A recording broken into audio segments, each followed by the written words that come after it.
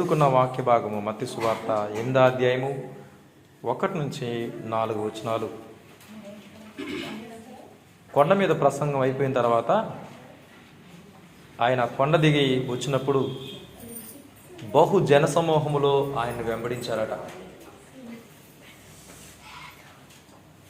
The great crowd followed him. గొప్ప జనసమూహం ఆయన్ని వెంబడించారు. అలా వెంబడిస్తూ ఉండగా ఒక కుష్ఠరోగి ఆయన దగ్గరకు వచ్చి ఒక వెరీ షార్ట్ కట్ ప్రేయర్, చిన్న ప్రార్థన చేశాడు. కుష్ఠరోగి వచ్చి ఆయనకు మొక్కి, ప్రభా నీకు ఇష్టమైతే నన్ను శుద్ధునిగా చేయగలవు అని ప్రార్థన చేశాడు. ఆ ప్రార్థనకి వెంటనే ఆయన రెస్పాండ్ అయ్యి, నాకు ఇష్టమే, నువ్వు శుద్ధుడు కమ్ము అని వాడిని ముట్టి ఆయన స్వస్థపరిచాడు. అప్పుడు స్వస్థపడిన తర్వాత యేసయ్య అన్న మాట ఏంటి తెలుసా? ఎవరితో ఏమీ చెప్పొద్దు సుమి, నువ్వు వెళ్ళి వారికి సాక్షార్థమైన దేహాన్ని కనపరుచుకొని మోషే నియమించిన కానుకను సమర్పించమని వాళ్ళతో చెప్పాడు. ఇది ఆల్రెడీ మనకి చాలాసార్లు విన్నాము, చదువుకున్నాము. దీంట్లో నుంచి మనం నేర్చుకోవలసిన పాఠాలు మనం నేర్చుకుందాం. ఆయనను వెంబడించారు. బహుజన సమూహములు ఆయనను వెంబడించెను. హల్లెలూయా. ఎవరిని వెంబడించింది?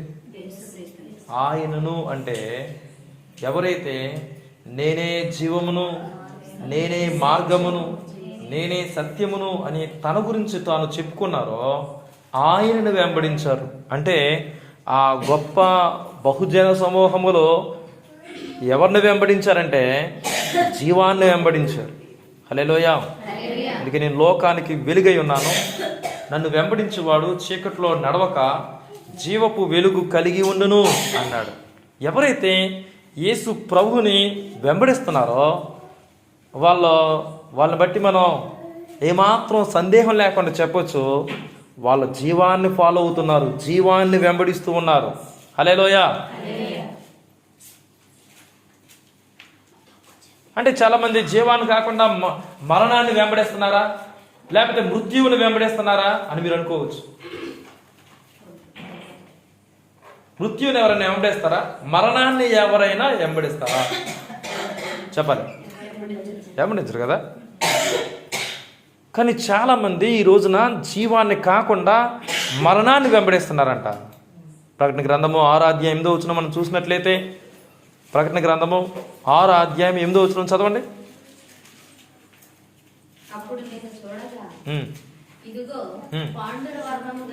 పాండుర వర్ణము గల ఒక గుర్రము కనబడిన. పాండుర వర్ణము గల ఒక గుర్రం కనబడిందంట. ఎవరు? యోహాను గారికి. ఆ గుర్రం మీద కూర్చున్నది ఎవరో తెలుసా? మృత్యువు కూర్చున్నారట. గుర్రం మీద ఎవరు కూర్చున్నారంటే మృత్యువు కూర్చున్నారట. పాతాళ లోకము వానిని వెంబడించును. పాతాళ లోకము వానిని వెంబడిస్తూ ఉందంట, మృత్యువుని వెంబడిస్తూ ఉన్నారట. చెప్పండి, మనం ఎవరిని వెంబడిస్తున్నాం ఈ లోకంలో? మన ఫాలోవర్ ఎవరు అనేది చాలా ప్రాముఖ్యమైనది. బహు జన సమూహములు ఆయనను వెంబడించారట. జీవాన్ని వెంబడించాలి, వెలుగును వెంబడించాలి. అంతేగాని చాలామంది వాళ్ళకి తెలియకే దాని వెనకమాల వెళితే, దాని వెంబడి వెళితే మృత్యువు వస్తుందని తెలియకే చాలామంది అజ్ఞానంలో మరెవరినో వెంబడిస్తూ ఉన్నారు. ప్రియమైన సహోదరులారా, ఆలోచన చేయండి. మృత్యువుని వెంబడించడం అంటే ఏంటో తెలుసా? చాలా మందికి అర్థం కావట్లేదు. మృత్యువుని వెంబడించడం అంటే దేవుణ్ణి విసర్జించి, సృష్టికర్త అయిన దేవుణ్ణి విసర్జించి, ఏ దేవుడైతే మన పాపం నుంచి మనల్ని విమోచించడానికి ప్రాణం పెట్టాడో ఆయన్ని విసర్జించి ఆయన వైపు తిరగకుండా మన సొంత మార్గాల్లో మనకిష్టమైన ఆలోచన చెప్పున నడుచుకుంటూ వెళ్ళడమే మృత్యువుని వెంబడించడం. అందుకే సామెతల గ్రంథం 2వ అధ్యాయం 18వ వచనంలో మృత్యువు యొద్దకు వెళ్ళే వారు ఎవరో తెలుసా? మృత్యువుకి కేర్ ఆఫ్ అడ్రస్ ఎక్కడ చెప్తున్నాడు? దాని ఇల్లు మృత్యువునందుకు దారితీను. చెప్పండి, దాని ఇల్లు ఎక్కడ దారితీందట? ఆ ఇంటికి వెళ్తేనంట ఆ ఇల్లు ఎవరికి కేర్ ఆఫ్ అడ్రస్ అంటే మృత్యువునద్దకు దారితీను.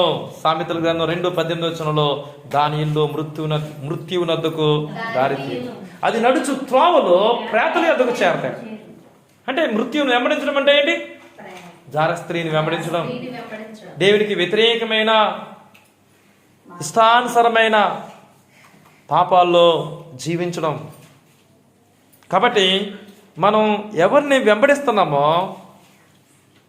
అనేది మన యొక్క అంతాన్ని నిర్ణయిస్తుంది. యేసు ప్రభువును వెంబడించడానికి తీర్మానం చేసుకుంటే మనం జీవాన్ని వెంబడిస్తున్నాం, జీవాన్ని కనుగొంటాం. ఆయనే జీవము. అలా కాకుండా లోకాన్ని మనం వెంబడిస్తే, పాపాన్ని వెంబడిస్తే మనకు తెలియకుండానే మృత్యువును మనం వెంబడిస్తున్నామని అర్థం. కాబట్టి మృత్యువును వెంబడించాలా లేదా మృత్యువును గెలిచిన వారిని వెంబడించాలా? హల్లెలూయా. ఓ మరణమా నీ ముల్లెక్కడా? ఓ మరణమా, మరణంతో మాట్లాడిన మహాదేవుడు. మరణంతో నువ్వు మాట్లాడగలవా? మరణం ముందు అందరూ కూడా చేతగాని వారు ఈ లోకంలో. మరణం ముందు అందరూ కూడా దిగదుడిపోయి ఈ లోకంలో. కానీ మరణాన్ని గెలిచి మరణంతో పోరాడి మరణాన్ని గెలిచిన వీరుడు యేసు ప్రభు. హల్లెలూయా. అందుకే మనం మృత్యువును వెంబడించకూడదు, కానీ చెప్పండి, మృత్యువును ఓడించి గెలిచిన, మృతుల్లో నుంచి గెలిచిన దేవుని కుమారుని మనం ఏం చేయాలి? వెంబడించాలి. హల్లెలూయా. సరే, జన సమూహములు ఏ ఉద్దేశంతో వెంబడించారో అనేది మనం ఆలోచన చేయకముందు బహుజన సమూహములో ఆయనను వెంబడించారట. హల్లెలూయా. కాబట్టి అందరి గురించి బహుజన సమూహములు వెంబడిస్తున్నారని మాట్లాడుతూ ప్రత్యేకంగా ఇక్కడ వ్యక్తిగతంగా ఒక వ్యక్తి గురించి ఇక్కడ రాయబడి ఉంది. వ్యక్తిగతంగా బహుజన సమూహములు వెంబడిస్తున్నారు, కానీ విశ్వాసంతో వెంబడించేది చెప్పండి తక్కువే. మరి ఎందుకు వెంబడిస్తున్నారు? చాలామంది ఆయన వెంబడిస్తున్నారు అనుకుంటున్నారు, కానీ విశ్వాసంతో, యథార్థ హృదయంతో నిజంగా వెంబడించే వాళ్ళు చాలా తక్కువ. అందుకే బహుజన సమూహాల గురించి ఒక్క వచనం రాస్తే మిగతా 3 వచనాల్లో ఒక వ్యక్తి గురించి రాయబడ్డాయి. హల్లెలూయా. ఎందుకంటే ఈ బైబిల్లో ప్రకటించే దేవుడు ఎట్లాంటి దేవుడు అంటే ఆయన వ్యక్తిగతమైన దేవుడు. హల్లెలూయా. కుష్ఠరోగి వచ్చి, ఎవరట? ఏ రోగట? అన్ని రోగాల కన్నా అసహ్యమైన రోగం ఏంటి తెలుసా? కుష్ఠరోగం. కుష్ఠరోగాన్ని, రోగం గల వ్యక్తుల్ని మనం ఎవరికైనా కుష్ఠరోగం వస్తే వాళ్ళని చూడడానికి మనం వెళ్ళాం అనుకోండి, చూడలేం మనం. అసలు ఆ వైపు చూసి మనం మాట్లాడలేం. ఎందుకంటే అంత అసహ్యాన్ని కలిగించే రోగం అన్నమాట లెప్రసీ. ఆ కుష్ఠరోగానికి ఉన్న గొప్ప క్వాలిటీ ఏంటంటే ఎక్కడైతే కుష్ఠరోగం పుడుతుందో అక్కడ నొప్పి ఉండదు, అక్కడ స్పర్శ ఉండదు, అసలు ఏం జరుగుతుందో కూడా తెలియదు. అంత భయంకరమైంది. అంటే బయటికి చూడడానికి అసహ్యమైంది, ఇన్సైడ్లో కూడా ఒక నొప్పి కూడా తెలియని భయంకరమైన రోగం అన్నమాట. పాకుతూ ఉంటుంది, స్ప్రెడ్ అవుతూ ఉంటుంది. కాబట్టి ప్రియమైన సహోదరులారా, అలాంటి కుష్ఠరోగం గల వాళ్ళని ఆ రోజుల్లో, యేసు ప్రభు గారి యొక్క రోజుల్లో ఏం చేసేవారంటే ఊరికి అవతల పాలెంలో చివరన వాళ్ళ గుడిసెలు వేసుకొని నివసించేవారట. వాళ్ళు ఊరి లోపలికి రానిచ్చేవారు కాదు. వాళ్ళ అపవిత్రులు, వాళ్ళ అసహ్యులు. కాబట్టి వాళ్ళని లోపలికి వచ్చారా వాళ్ళ గొడవ అయిపోద్ది అనమాట. అందువల్ల వాళ్ళ లోపలికి రారు, బయటే ఉంటారు, ఊరు బయట ఉంటారు అన్నమాట. అక్కడే చావాలి. కాబట్టి అలాగున లోకము వారిని అసహించుకుంది, లోకం వారిని పక్కన పెట్టేసింది, లోకం వారిని ఏంటండి ద్వేషిస్తూ ఉంది. అయితే ఆ కుష్ఠరోగికి మరి ఏం అర్థమైందో యేసు ప్రభు గురించి, ఏం తెలుసుకున్నాడో, ఆయన ప్రేమ ఎట్లాంటిదో అర్థమైంది, ఆయన శక్తి మరి ఏ మేరకు ఆయన తెలుసుకున్నాడో మొత్తానికి ఆయన యేసయ్య దగ్గరికి వచ్చాడు. హల్లెలూయ. ఆ కుష్ఠరోగి వచ్చి ఆయనకు మ్రొక్కి, ప్రభువా నీకు ఇష్టమైతే నన్ను శుద్ధినిగా, very short cut prayer and powerful prayer చేశాడు అనమాట. చాలా చిన్న ప్రార్థన, శక్తివంతమైన ప్రార్థన చేశాడు. మనం చాలా పెద్ద పెద్ద ప్రార్థన చేస్తాం కానీ దాంట్లో శక్తి ఉండదు, విశ్వాసం ఉండదు, ఏముండదు. శంకర్ చేసిన ప్రార్థన, పాపిని నన్ను కరుణించు. సంసోన్ చేసిన ప్రార్థన, ఒక్కసారి నన్ను జ్ఞాపకం చేసుకో. ఇక్కడ కూడా నీకు ఇష్టమైతే నన్ను శుద్ధినిగా. ఎంత విశ్వాసంతో ఈ మాటలు పలికాడో. ఈ ఒక్క ప్రార్థన తన జీవితాన్ని మార్చింది. ఈ ఒక్క ఘట్టము తన యొక్క జీవితాన్ని మార్చిందనమాట. ప్రియమైన సహోదరులారా, యేసయ్య యొద్దకు ఒక వ్యక్తి ఎలాగూ వస్తాడో అలాగే వెళ్ళిపోవడం. ఎలాగొచ్చాడు? రోగంతో వచ్చాడు. కానీ ఎలా వెళ్ళాడు? శుద్ధి అయిపోయి అసలు మంచి శరీరం పొందుకొని స్వస్థత పొంది ఎంతో సంతోషంతో వచ్చాడు. బాధతో వచ్చాడు కానీ గొప్ప సంతోషంతో వెళ్ళాడు. ఈరోజు కూడా మనం దేవుని ఎదుకు వచ్చిన మనము ఎలా వచ్చో వాళ్ళకి వెళ్ళిపోకూడదు. నింపబడి, ఆత్మచేత బలపరచబడి, వాక్యమందు స్థిరపరచబడి, నూతన ఆలోచనతో ఇక్కడి నుంచి మనము వెళ్ళాలి.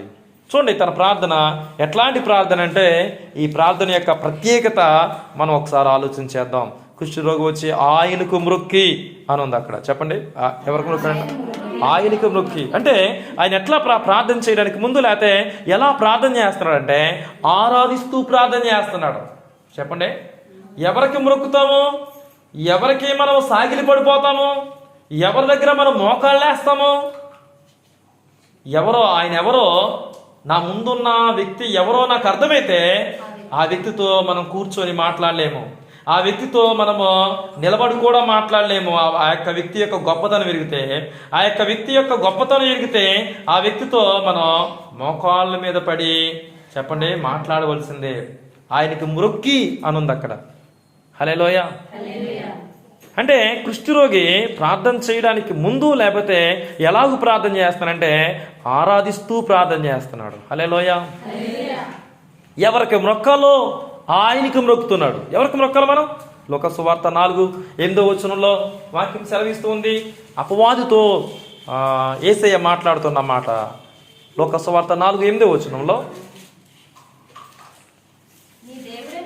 నీ దేవుడైన ప్రభువునకు మ్రొక్కి. ఎవరికి మ్రొక్కాలట? మనం ఎవరికి మ్రొక్కాలంటే ఏ దేవుడైతే మనం సృష్టించాడో, ఏ దేవుడైతే మనల్ని విమోచించాడో ఆ దేవునికి మ్రొక్కాలి. హల్లెలూయా. నీ దేవుడైన ప్రభువునికి మ్రొక్కి ఆయన మాత్రమే సేవింపవలనని రాయబడి ఉంది. హల్లెలూయా. కాబట్టి ఆయన మాత్రమే మనం మ్రొక్కాలి. నీ దేవుడైన ప్రభువునకు నువ్వు మ్రొక్కాలి. ఎప్పుడు ఆయనకు మ్రొక్కుతామంటే ఆయన ఎవరో మనకి బాగుగా అర్థమైనప్పుడు మనం మ్రొక్కుతాం. ఒకసారి శిష్యులు ఆ యొక్క సముద్రంలో వెళ్తూ ఉండగా గొప్ప భయంకరమైన తుఫాన్ వచ్చి ఆ యొక్క దోణిని కొట్టి వాళ్ళని నాశనం చేస్తున్న పరిస్థితుల్లో ఆయన లేచి ఒక సముద్రంతో మాట్లాడినప్పుడు మిక్కిలి నిమ్మలమైపోయిందంట. హల్లెలూయా. సముద్రాన్ని ఆయన గద్దించాడు. గద్దించిన తర్వాత ఆ సముద్రం అంతా అల్లకొల్లోలం అయిపోతున్న సముద్రము సైలెంట్ అయిపోయినప్పుడు ఆ శిష్యుల యొక్క స్పందన ఏంటి తెలుసా? మత్తయి సువార్త 14:33 చదవండి. అంతటా దోణిలో ఉన్న వాళ్ళందరూ వచ్చి నువ్వు నిజముగా దేవుని కుమారుడు అని చెప్పి ఆయనకు మ్రొక్కారు. హల్లెలూయా. కాబట్టి శిష్యులకి ఏమర్థమయ్యి ఆయనకు మ్రొక్కారు? నువ్వు దేవుని కుమారుడు అని నేను నమ్ముచున్నాను. చెప్పండి, నువ్వు దేవుని కుమారుడు అని మేము నమ్ముచు నీకు మ్రొక్కుతున్నాం. హల్లెలూయా. కాబట్టి మనం గ్రహించవలసిన సంగతి ఏంటంటే ఆయనకు మ్రొక్కాలి. ఆయన ఎందుకంటే ఆయన దైవ కుమారుడు, ఆయన సజీవుడైన దేవుని కుమారుడు. కాబట్టి ఆయనకు మనం ఏం చేయాలి? మ్రొక్కాలి. హల్లెలూయా. కాబట్టి ఇక్కడ మనం గమనించినట్లయితే కుష్ఠరోగి మాత్రమే కాదు, చాలా మంది కూడా ఆయన దగ్గరకు వచ్చి మ్రొక్కి ఆ సహాయాన్ని అర్థించారు. ఆ కనాని స్త్రీ కూడా మత్తయి సువార్త 15:25 వచనంలో, మత్తయి సువార్త 15:25 వచనంలో, ఆయనను ఆమె వచ్చి ఆయనకు మ్రొక్కి, ప్రభువా, హల్లెలూయా, ఆయనకు మ్రొక్కి సహాయం చేయమని ప్రార్థన చేస్తుంది. అంటే ఈ ప్రార్థనలు ఎట్లాంటివంటే ఆరాధిస్తూ చెప్పండి ఏం చేస్తున్నారు, ప్రార్థన చేస్తున్నారు. ఆయనకు మ్రొక్కిన తర్వాత సహాయం కోరుకున్నారా, లేకపోతే సహాయం కోరుకున్న తర్వాత మ్రొక్కున్నారా? కాబట్టి మనం గ్రహించవలసింది ఏంటంటే ఇక్కడ కుష్ఠరోగి కూడా ఆయనకు మ్రొక్కి చెప్పండి తన యొక్క ప్రాబ్లాన్ని తెలియపరుస్తూ ఉన్నాడు. మనం మన ప్రాబ్లాన్ని తెలియపరచక ముందు ఆయన్ని మనం ఏం చేయాలి, ఆరాధించాలి. ఆయన ఎంత గొప్ప శక్తిమంతుడో మనకు అర్థమైతే తప్పకుండా మన ప్రాబ్లము ఆయన ముందు చాలా, నేను ఫేస్ చేస్తున్న ఆ ప్రాబ్లము చాలా చిన్నదిగా మనకు కనపడదు. ఆయన శక్తి ముందు ఏపాటిది ఏ ప్రాబ్లం అయినా. ఈరోజు గ్రహించండి, సైతాన్ యొక్క ఆశ ఏంటంటే తనను బ్రతకాలని. సాక్షాత్తు దైవ కుమారుడితో సైతాను మాట్లాడి తెలుసా, నీవు గనక నన్ను మొక్కితే ఈ లోక రాజ్యాలన్నీ నీకు ఇచ్చేస్తానని చెప్పేసి అని చెప్పాడు. కాబట్టి మనము సైతానికి కాదు కానీ మొక్కేది ఎవరికి మొక్కాలి, దేవునికి మాత్రమే మొక్కాలి. సో మొదటిగా ఆ యొక్క కుష్ఠరోగి యొక్క ప్రార్థనలో ఉన్న మొదటి విషయం ఏంటంటే ఆరాధిస్తూ ప్రార్థన చేస్తున్నాడు. హల్లెలూయా. అంత మాత్రమే కాదు, ఆయనకు మొక్కి ఏం చేశారట, ప్రభువా నీకిష్టమైతే, చెప్పండి ఏమని ప్రార్థన చేస్తున్నాడు. ప్రార్థనలో ఏమన్నా మనం ఎప్పుడైనా ఇట్లాగా ప్రార్థన చేస్తామా, నీకు ఇష్టమైతే అనే వర్డ్ మనం యూజ్ చేస్తామా? నీకు ఇష్టమైతే ఇది నాకు ఇవ్వండి ప్రభా, నీకు ఇష్టం కాకపోతే వద్దు ప్రభా, నీకు ఇష్టమైతేనే ఇచ్చేయండి ప్రభా అని అంటాం. ఫస్ట్ ఏంటి, ఇవ్వండి ప్రభా. కానీ అలా పొందుకోవడంలో, దాన్ని పొందుకున్న తర్వాత దానివల్ల వచ్చే వేదన, దానివల్ల వచ్చే ఏంటంటే బాధ అంత ఇంత కాదు. నిజంగా మన ఇష్ట ప్రకారం మన కోరికలు నెరవేర్చుకోవడానికి మనం పొందుకుంటే దాంట్లో ఎంతో బాధ, ఎంతో వేదన ఉందని మనం గ్రహించాలి. ఆయన చిత్తాన్ని ఎరిగి ప్రార్థన చేస్తున్నాడు. చెప్పండి, మొదటి మాట ఆరాధిస్తూ ప్రార్థన చేస్తున్నాడు. రెండోది ఆయన చిత్తానుసారంగా ప్రార్థన చేస్తాను. నీకిష్టమైతే, నేను శుద్ధుడిగా అవడం అనేది నీకిష్టమైతే నన్ను శుద్ధునిగా చేయి. హల్లెలూయా. నేనంటే ఎవరికి ఇష్టం లేదు ప్రభా, నా ఇంట్లో వాళ్ళకి ఇష్టం లేదు, ఈ యొక్క గ్రామంలో ఉన్న వాళ్ళకి ఇష్టం లేదు, అందుకే నన్ను ద్వేషించేసి ఎక్కడో నన్ను మూలన పడేశారు. నేనంటే, నా బ్రతుకంటే ఎవరికీ ఇష్టం లేదయ్యా. చాలామందికి ఈ రోజున ఇదే పరిస్థితి. నా భర్తకి నేను ఇష్టం అవ్వట్లేదండి, ఇది చాలామంది ప్రాబ్లం. నా తల్లిదండ్రులకి నేను ఇష్టం అవ్వట్లేదండి అని చాలామంది ఏడుస్తూ ఉన్నారు. ప్రియమైన సహోదరులారా, నా తోబుట్టులకి నేనంటే ఇష్టం ఉండదండి అని చాలామంది ఈ రోజున బాధపడుతున్నారు. కానీ దేవునికి ఈ లోకంలో ఎవరికి నువ్వు ఇష్టం కాకపోయినా ఆయనకి ఇష్టమైతే చాలు నువ్వు. హల్లెలూయా. అందుకే ఆయన ఏమన్నాడు, నీకు ఇష్టమైతే, నన్ను ఇష్టపడే వాళ్ళు ఎవరు లేరు. హల్లెలూయా చెప్దాం, హల్లెలూయా. కానీ దేవుడికి, యేసయ్యకు ఈ రోజున వాక్యం వింటున్నా నువ్వు ఇష్టము. హల్లెలూయా అని అన్నాడు. నీకు ఇష్టమైతే నన్ను శుద్ధినిగా చేయగలను. సో ప్రార్థన అనేది ఎలా పడితే అలాగ ప్రార్థన చేయట్లే. ఇది నేను పొందుకోవడం నీకు చిత్తమైతే, నీకు ఇష్టమైతే, నీకు విల్ఫుల్ అయితే నాకు దయచేయండి. హల్లెలూయా. కాబట్టి మనం ఇప్పుడు ఆయన మన ప్రార్థన ఆలకిస్తారంటే, యోహాను రాసిన మొదటి పత్రిక 5వ అధ్యాయం 14 వచనం చదవండి. యోహాను రాసిన మొదటి పత్రిక 5:14 వచనం.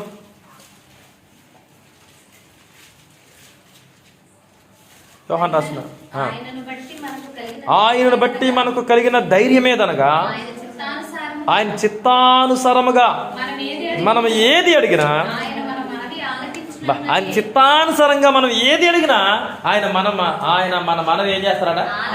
ఆయన చిత్తం ఏంటి? ఎందుకే అంతటా అందరూ రక్షణ పొందాలని ఆయన ఇచ్చయించుచున్నాడు. ఆయన యొక్క చిత్తం ఏంటి చెప్పండి? అంతటా అందరూ రక్షణ పొందాలని కదా. ఇప్పుడు మీ ఇంట్లో ఎవరైనా రక్షణ పొందలేదు అనుకోండి, ప్రభా నీకు ఇష్టంగా ప్రభా అందరూ రక్షణ పొందడము, ఏ ఒక్కరు నశించుకోవడం నీకు ఇష్టం లేదుగా ప్రభా అని విశ్వాసంతో మారు మనసు పొందని నీ భర్త కోసం ఎప్పుడైనా నువ్వు ప్రార్థన చేసావా? నా భర్త మారు మనసు పొందడం నీకు ఇష్టముగా ప్రభా, నా పిల్లలు నీ మార్గాల్లో ఉండడం నీకు ఇష్టముగా ప్రభా అని ఎప్పుడైనా మనం ప్రార్థన చేసామా? నీ చిత్తానుసారంగా ఆయన చిత్తానుసారంగా చేసిన ప్రతి ప్రార్థనను ఆయన ఆలకిస్తాడట. హల్లెలూయా. ఆయన చిత్తం కాని దాన్ని దేవుడు యాక్సెప్ట్ చేయడు. ఒకవేళ మన యొక్క సంతోషం మేరకు లేకపోతే మన ఇష్టానికి ఆయన వదిలేసి ఇచ్చేస్తే దానివల్ల మనకు సంతోషం ఉండదు, కానీ వేదన, బాధ ఈ రెండూ కూడా మిగులుతాయి. అర్థమవుతుందా? ఏదైనా మనం దేవుడి నుంచి ఆయనకి ఇష్టం దాన్ని మనం పొందుకున్న తర్వాత ఏంటి ప్రభా ఈ బాధ అంటే, నువ్వే అడిగింది తీసుకో అంటాడు. కాబట్టి మనం ప్రార్థన ఎలాగొండాలి? నీకు ఇష్టమైతే ఆయన చిత్తానుసారంగా ప్రార్థించాలి. మొదటి మాట ఏంటి చెప్పండి? ఎలాగ ప్రార్థన చేయాలి? ఆయన్ని ఆరాధిస్తూ ప్రార్థన చేయాలి. హల్లెలూయా. ఆయన ఏమై ఉన్నాడో, ఆయన ఎంత గొప్ప దేవుడు, ఆయన ఎంత శక్తిమంతుడో అని ఎరిగి ప్రార్థన చేయాలి. హల్లెలూయా. మూడో మాట అదేంటంటే, నీకు ఇష్టమైతే నన్ను చేయగలవన్నాడా లేకపోతే చేయమన్నాడా? అంటే దాని అర్థం ఏంటి? నువ్వు చేయగలవు. నిజంగా నీకు ఇష్టమైతే నన్ను శుద్ధునిగా చేయగలవు, నన్ను స్వస్థపరచగలవు, నన్ను బాగు చేయగలవు, నన్ను విడిపించగలవు. అర్థమవుతుందా? అంటే ఎలా ప్రార్థన చేస్తాడు? విశ్వాసంతో ప్రార్థన చేస్తున్నాడు. చెప్పండి, ఎలా చేస్తున్నాడు? నువ్వు చేయగలవు ప్రభువా అన్నాడు. నీకు ఇష్టమైతే ఈ పని నువ్వు చేయగలవు, ఈ పరిస్థితి నువ్వు మార్చగలవు, నువ్వు చేయలేని కార్యం అంటూ ఏదీ కూడా లేదు. భక్తులు మాట్లాడారు, భక్తులు పాడుకున్నారు. నువ్వు చేయగలిగిన కార్యాలు చేయగలిగిన వాడెవడు? ద్వితీయోపదేశకాండము 3:24 ఆయన ఎట్లాంటి కార్యాలు చేశాడో జ్ఞాపకం చేసుకొని, ద్వితీయోపదేశకాండము 3:24 ఆకాశమందే గాని భూమి అందే గాని నీవు చేయు క్రియలను చేయగల దేవుడెవడు అంటున్నాడు. నువ్వు చేయు క్రియలను చేయగల దేవుడెవరు? చదవండి. నువ్వు చూపు పరాక్రమమును చూపగల దేవుడెవడు? హల్లెలూయా. ఆలోచించండి ప్రియమైన సహోదరులారా, ఆయనలాగా చేయగలిగిన క్రియలు చేయగలిగిన వాడు మరొకడు లేడు. కాబట్టి యోబు భక్తుడు అంటాడు 42:2 నువ్వు సమస్త క్రియలను చేయగలవు. హల్లెలూయా. ఆయన చేయలేని క్రియలు, కార్యాలు ఏమన్నాయి చెప్పండి? ఆయనకి అసాధ్యమైన కార్యాలు ఏమన్నాయి? అయితే మనం ప్రార్థన చేస్తున్నాం, కానీ ఇది నువ్వు చేయగలవు ప్రభా, నీకు ఇష్టమైతే నా యొక్క స్థితిని మార్చగలవు, నన్ను పరిశుద్ధపరచగలవు, నన్ను విడిపించగలవు. ఇది నీకు అసాధ్యమైన కార్యమైతే కాదు ప్రభా, కానీ నీకు ఇష్టమైతే. హల్లెలూయా. విశ్వాసంతో మనం ప్రార్థన చేస్తున్నామా? మన ప్రార్థనలో ఉండవలసిన ఎలిమెంట్ ఉందా? చెప్పండి. మన కూరలో ఉండవలసిన టేస్ట్ రావాలంటే, రుచి రావాలంటే ఆ కూరలో ఏమేయాలి? సాల్ట్ వేయాలి. అన్నీ వేసిన తర్వాత ఉప్పు అయిపోతే చెప్పండి. చాలా ముక్కలు బాగానే ఉన్నాయి, కానీ చెప్పండి దీంట్లో ఏం లేదు, సప్పగా ఉందని చెప్పేసి అంటాడు. తినలేరు. సాల్ట్ లేకపోతే సాల్ట్ కూడా అంటదంట, అన్నీ వేసి చూడు నన్ను వేసి చూడు అంటదంట. చెప్పండి ఏంటి? అన్నీ వేయి తర్వాత నన్ను. అర్థమవుతున్నారు? కాబట్టి సాల్ట్ కొన్న గొప్పదనం అదనమాట. కాబట్టి ఒక కూరలో ఉప్పు లేకపోతే ఆ ఉప్పు ఎంత సప్పదనంగా ఉంటుందో, ప్రార్థనలో కూడా విశ్వాసం లేకపోతే చెప్పండి అది దానివల్ల నిష్ప్రయోజనమే. విశ్వాసంతో ప్రార్థన చేయాలి.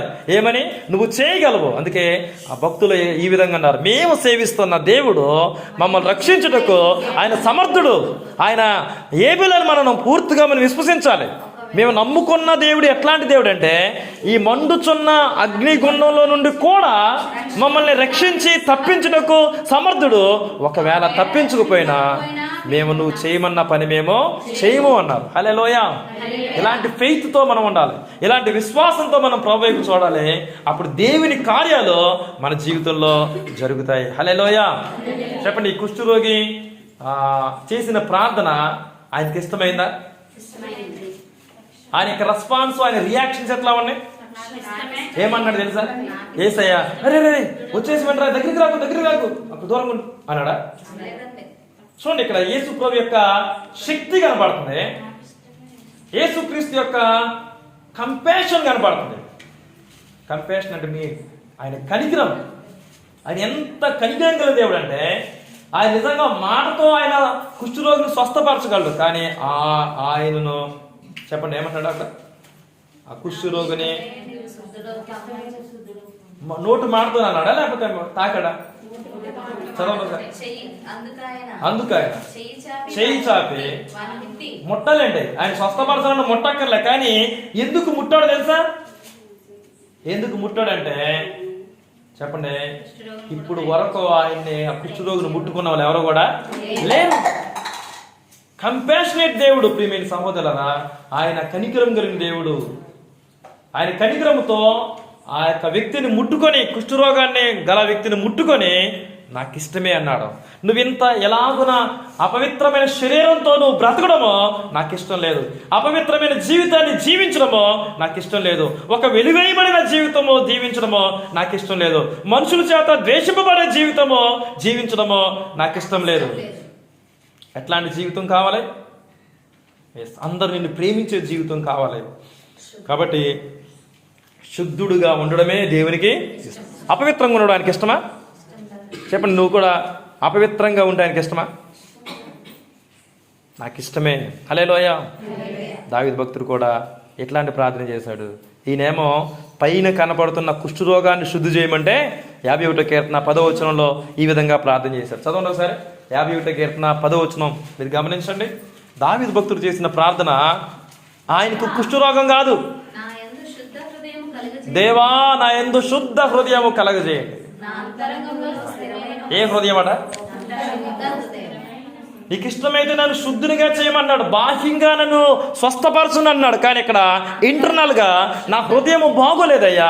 నా హృదయంలో చెడు తలంపులు, చెడ్డ కోరికలు, చెడ్డ ఆలోచనలు, నేను చాలా గలీజ్గా ఉన్నాను. లోపల నేను చాలా పాడైపోతున్నాను. పైకేదో కనపడుతున్నాను కానీ నా లోపల భయంకరమైన చెడుతనంతో నేను జీవిస్తున్నాను ప్రభా. నా చెడ్డ ఆలోచనల నుంచి నాకు విడుదల దయచేయండి. వాటిని కడగండి. శుద్ధ హృదయం దయచేయండి. ఎప్పుడైనా ఎలాగూ నువ్వు ప్రార్థన చేసి శుద్ధ హృదయాన్ని పొందుకున్నాను, కడగబడిన అనుభవం ఉందా? మనం నిజంగా ఇప్పుడు తలస్నానం చేసిన తర్వాత, తుడుచుకున్న తర్వాత అమ్మయ్య ప్రశాంతంగా ఉందంటాం, అవునా కదా? దాని లోపల మస్తంతా పోయిన తర్వాత అబ్బా ఇక తేలికైపోయి హ్యాపీగా ఉంటాం కదా. అలాగే మన హృదయం ఎప్పుడైనా ఈరోజు నేను నా హృదయం అంతా శుద్ధి చేసుకున్నాను, పరిశుభ్రంగా ఉంది అని అనుభవం ఎవరికొని ఉంటుంది ఈ రోజున? కడగబడ్డాననే అనుభవంలోకి వెళ్తున్నాం అసలు? మన పండగ 4 రోజులు బాగా ఇల్లు శుభ్రం చేసాం, అయ్యా ఇప్పుడు ప్రశాంతంగా ఉందనుకుంటున్నాం, అవునా కదా? ఇల్లుని కడిగేసో, ఇల్లుని శుద్ధి చేసో మొత్తానికి మన ఒంటిని శుభ్రం చేసుకుంటాం, కానీ హృదయాన్ని శుభ్రం చేసుకుంటున్నామా? హృదయంలో ఉన్న కోపము, హృదయంలో ఉన్న ద్వేషము, హృదయంలో ఉన్న జలసి, హృదయంలో ఉన్న అపవిత్రత ఇవన్నీ కడగబడ్డాయా? లేదు. అలాగే ఉంచేసుకొని పైకి మాత్రం ఎంతో శుద్ధిగా ఉంటున్నాం, కానీ పైకి కనబడేది పరిశుభ్రత, లోపల కనబడేది పరిశుద్ధత. హల్లెలూయా. దేవుడు ఆశించేది పరిశుభ్రత కాదు, పరిశుద్ధత. హల్లెలూయా. కాబట్టి పరిశుద్ధత కలిగిన వారంగా ఉండాలని దేవుడు కోరుతున్నాడు. అందుకే నాకు ఇష్టమే అన్నాడు. శుద్ధ హృదయులు ఆయనకి ఇష్టము. హల్లెలూయా. హృదయ శుద్ధిని ప్రేమించుచు, చెప్పండి, ఏ శుద్ధిని ప్రేమించాలంట? హృదయ శుద్ధిని ప్రేమించుచు. ప్రేమ గల మాటలు పలికేవారట రాజులకు స్నేహితులట. కాబట్టి ప్రియమైన సహోదరులారా, మనం కూడా హృదయ శుద్ధిని ప్రేమించుచు, దేవా ఈ కుష్టి రోగ కన్నా భయంకరమైన రోగంతో నేను ఉన్నాను ప్రభా, అది నా పాపము, అది నన్ను వెంటాడుతుంది, నన్ను వేధిస్తుంది ప్రభా, దీంట్లో నుంచి నన్ను విడిపించండి. హృదయం అన్నిటికంటే ఘోరమైన వ్యాధి కలిగిందంట. దాన్ని గ్రహింపగలిగిన వాడెవరు? ఈ లోకంలో నాకు చాలా ఈ రోగం ఉంది, ఆ రోగం ఉంది అని చెప్పేసి అనుకుంటున్నారు, కానీ హృదయానికి ఉన్న గొప్ప రోగము గుర్తించగలిగిన వాడెవడు? హృదయము అన్నిటికంటే మోసకరమైంది, అది ఘోరమైన వ్యాధి కలిగింది, దాన్ని గ్రహింపగలిగిన వాడెవడు? నాకు వ్యాధి ఉంటే డాక్టర్ యొక్క అవసరం ఏంటో అర్థమవుతుంది.